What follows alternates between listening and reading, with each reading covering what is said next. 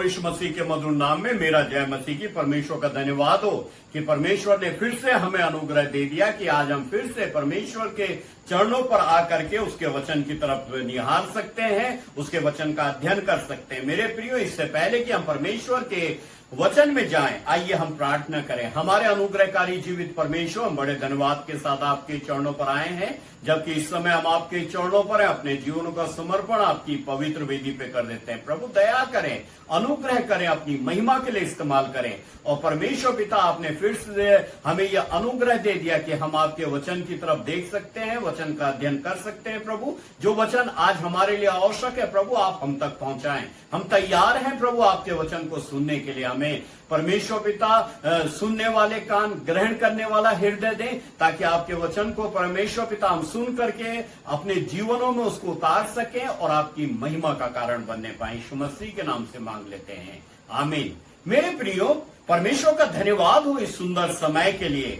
मेरे प्रियो, आज हम परमेश्वर के वचन को खोलेंगे और हम निकालेंगे यहूदा की पत्री, उसका 17 पद से लेकर के 23 पद तक।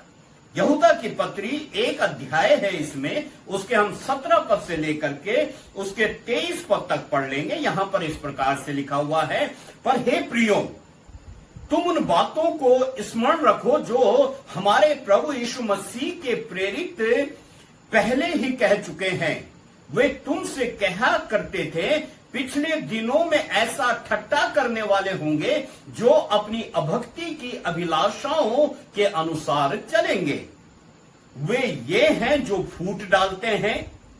ये शारीरिक लोग हैं जिनमें आत्मा नहीं।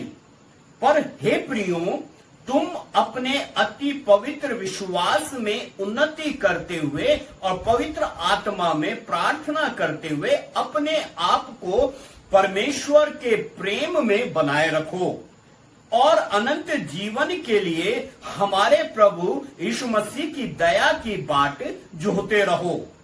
उन पर जो शंका में है दया करो और बहुतों को आग में से झपट कर निकालो और बहुतों पर भय के साथ दया करो, पर उस वस्त्र से भी घृणा करो जो शरीर के द्वारा कलंकित हो गया है।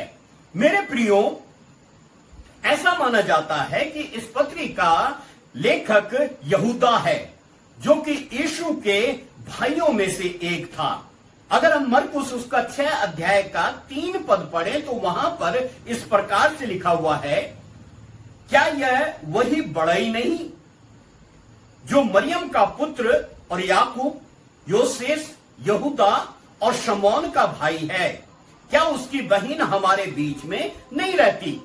मेरे प्रियो, यहां पर स्पष्ट से परमेश्वर का वचन यहूदा के विषय में कहता है कि ये प्रभु यीशु मसीह का भाई है। और प्रभु यीशु मसीह के भाइयों की जो यहां पर लिस्ट दी गई है, उसमें इसका नाम आया है।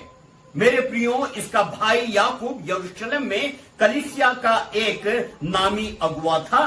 और पहला पद इस बात को बताता है, यहूदा की पत्री उसका पहला पद लिखा हुआ यहूदा की ओर से, जो यीशु मसीह का दास और याकूब का भाई है।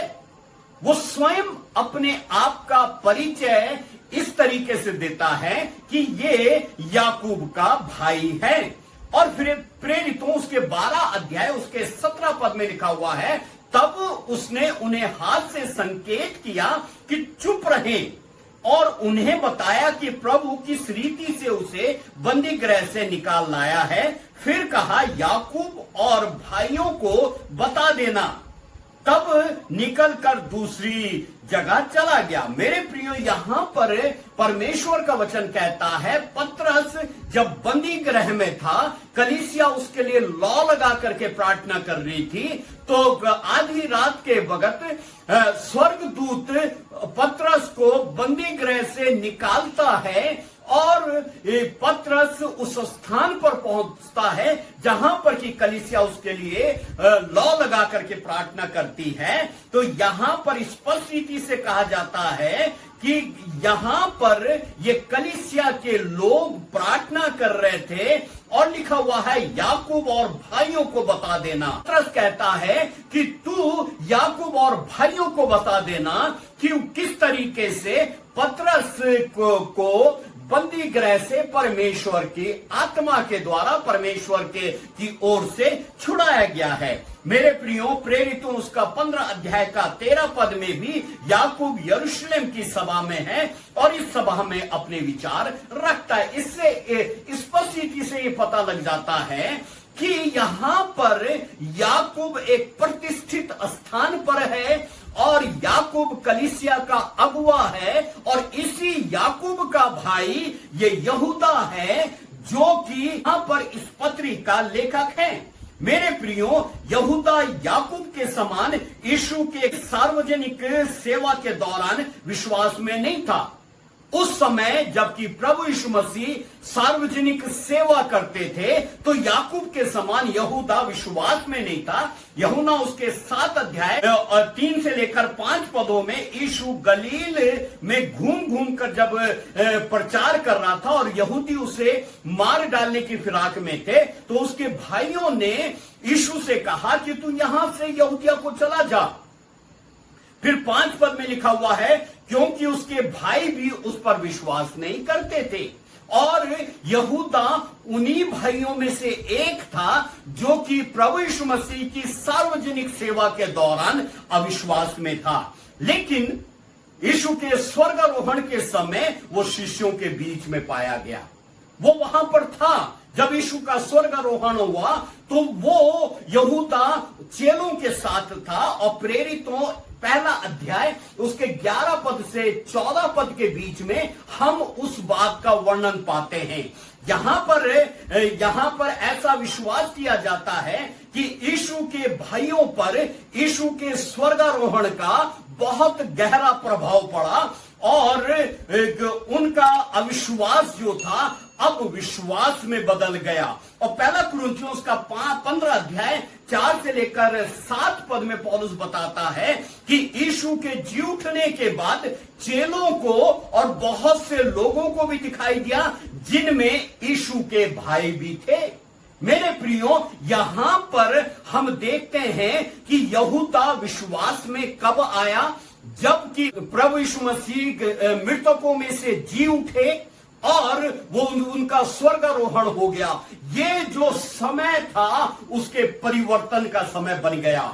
और मेरे प्रियो कहा जाता है कि जब ये विश्वास में आ गया तो यहूदा कलीसिया में एक आदरणीय बाइबल का शिक्षक बन गया और बाइबल के शिक्षक के रूप में वो परमेश्वर की सेवा करता है। और यहूदा की पत्री को जब वो लिखता है तो वो एक कठोर पत्री है और इस कठोर पत्री को लिखने का कारण ये था कि वो उन झूठी शिक्षाओं का विरोध करने के लिए लिखा जो अनैतिक व्यवहार को प्रोत्साहित कर रहे थे और मसीहत की क्षति कर रहे थे, नुकसान पहुंचा रहे थे वो मसीहत को। मेरे प्रियो यहां पर स्पष्ट रीति से परमेश्वर का वचन हमें बता देता है। 3 और 4 पद में लिखा हुआ इस प्रकार से, हे प्रियो जब मैं तुम्हें उस उद्धार के विषय में लिखने का अत्यंत परिश्रम से प्रयत्न कर रहा था जिसमें हम सब सहभागी हैं तो मैंने तुम्हें यह समझाना अवश्य जाना कि उस विश्वास के लिए पूरा यत्न करो जो पवित्र लोगों को एक बार ही सौंपा गया था, क्योंकि कितने ऐसे मनुष्य चुपके से हम में आ मिले हैं जिनके इस दंड का वर्णन पुराने समय में पहले से ही लिखा गया था। ये भक्तिहीन हैं और हमारे परमेश्वर के अनुग्रह को लुच्चपन में बदल डालते हैं और हमारे एकमात्र स्वामी और प्रभु यीशु मसीह का भी। मेरे प्रियो यहां पर स्पष्ट रीति से वो कह रहा है, अंतिम लाइन लिखी हुई है, और हमारे एकमात्र स्वामी और प्रभु यीशु मसीह का भी इनकार करते हैं। मेरे प्रियो ये कठोर पत्री है और एक तरफ वो ये कठोर पत्री वो लिखता है उन झूठे लोगों के विरोध में जो प्रभु यीशु मसीह का इनकार कर रहे हैं। वो गलत शिक्षाएं कलीसिया में फैला रहे हैं, उनका वो विरोध करता है। लेकिन तीसरे पद में लिखा हुआ है कि यहां पर इस प्रकार से लिखा हुआ है, मैंने तुम्हें यह समझाना अवश्य जाना कि तुम विश्वास के लिए पूरा यत्न करो जो पवित्र लोगों को एक बार ही सौंपा गया है। मेरे प्रियो, एक तरफ ज्ञानवादी हैं जो ये विश्वास करते हैं कि आप प्रभु पर विश्वास करने के बाद पाप कर सकते हैं और इसका कोई दंड नहीं मिलता है। वो गलत शिक्षाएं वो कलीसिया में फैला रहे थे।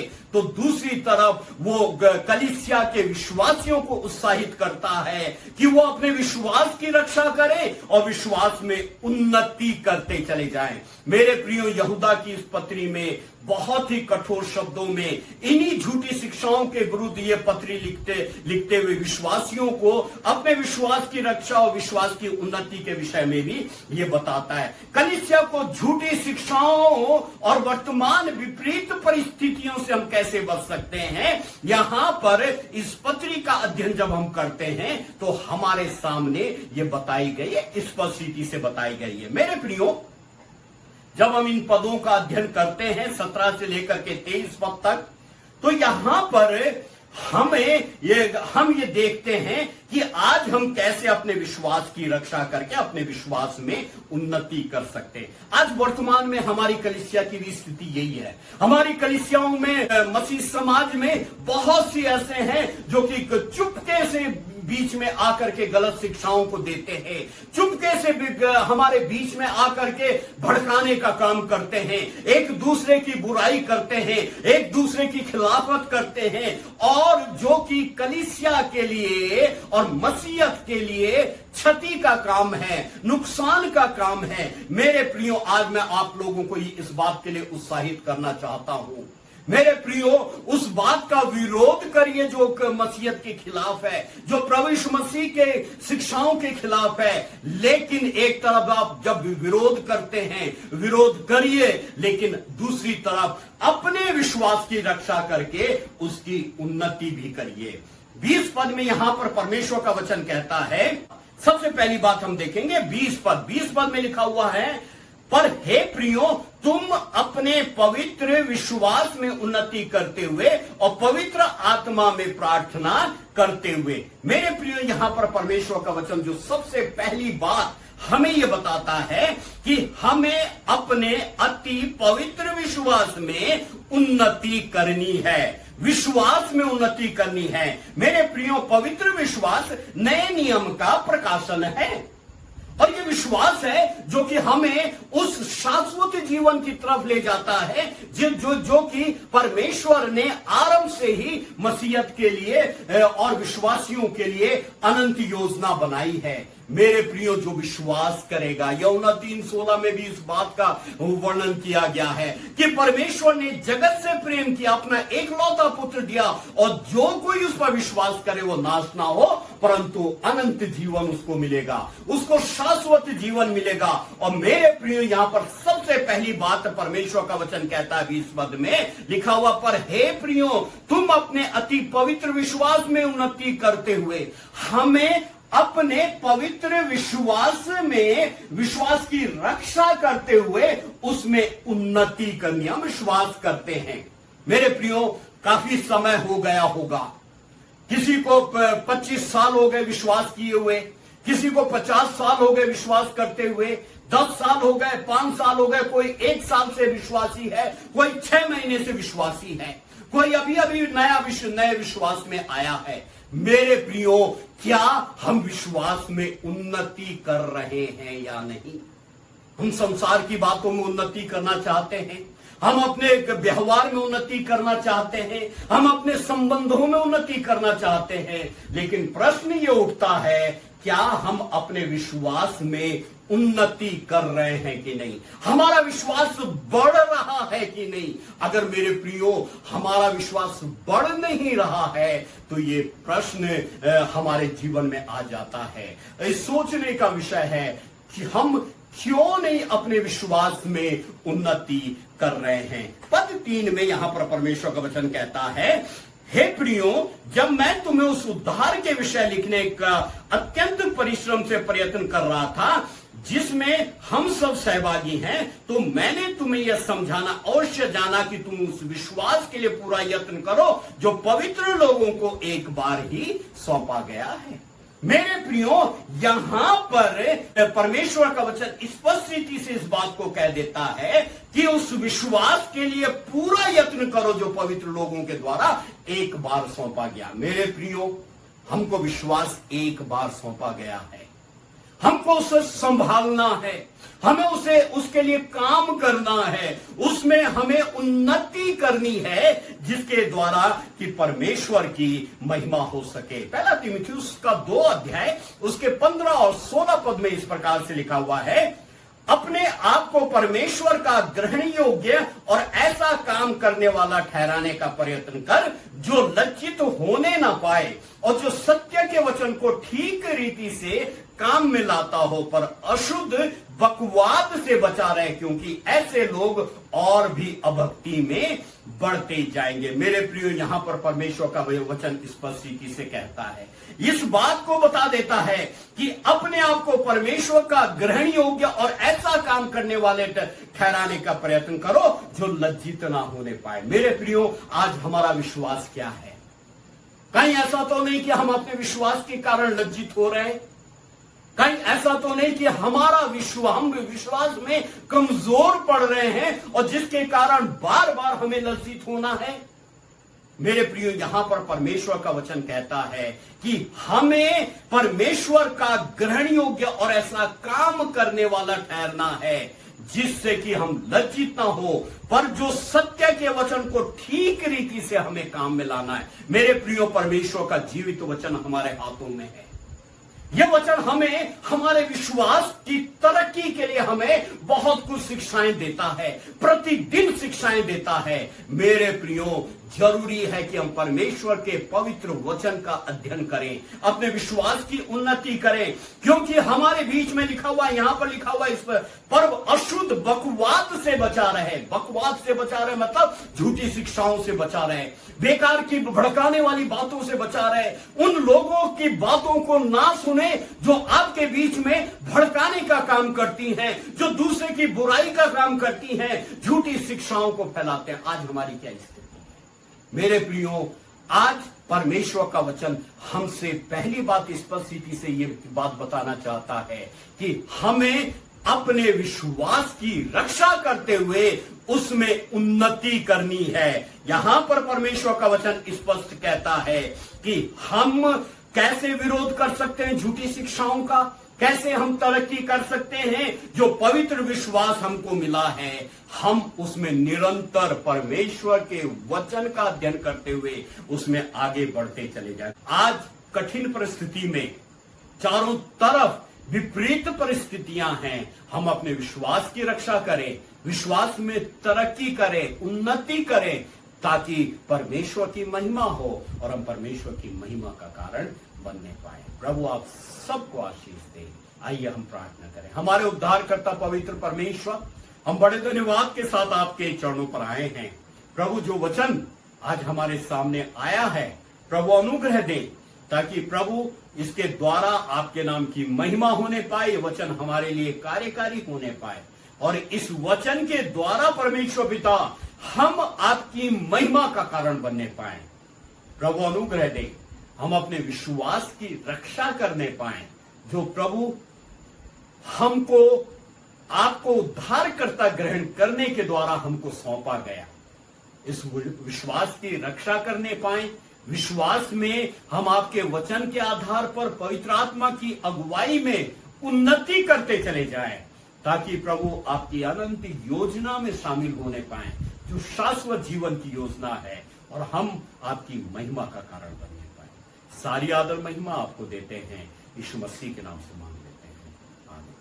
आप सभी को मेरी ओर से जय मसीह।